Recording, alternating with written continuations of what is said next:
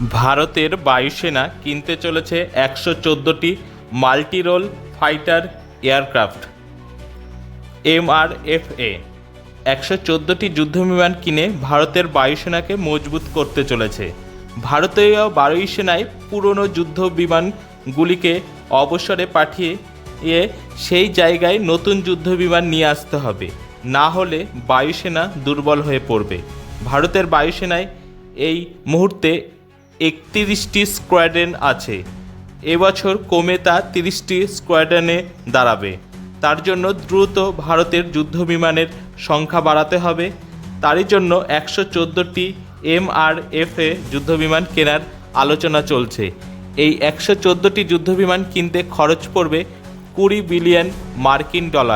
এই 114টি যুদ্ধবিমান বিদেশি কোনো কোম্পানির সাথে যৌথ উদ্যোগে মেক ইন ইন্ডিয়া স্কিমের মাধ্যমে তৈরি করা হবে।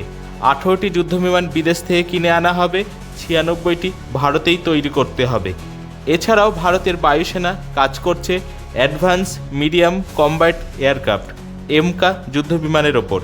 এছাড়াও 83টি light combat aircraft LCA Tejas যুদ্ধবিমান কিনবে ভারতীয় বায়ুসেনা।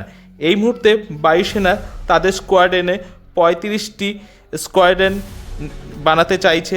পরবর্তীতে সেটা 42টি স্কোয়াড্রনে নিয়ে যাবে।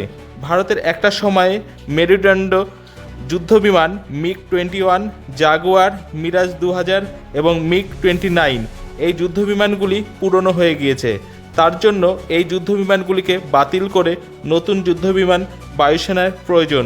চীনের সাথে পাল্লা দিতে প্রচুর যুদ্ধবিমানের প্রয়োজন।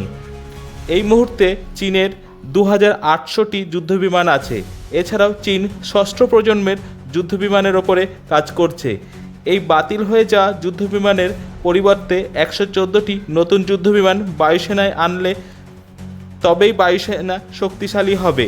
এ বিষয়ে আরও জানতে কলকাতা সমাচার চ্যানেলটি লাইক করুন, সাবস্ক্রাইব করুন ও বেল আইকনটি প্রেস করুন।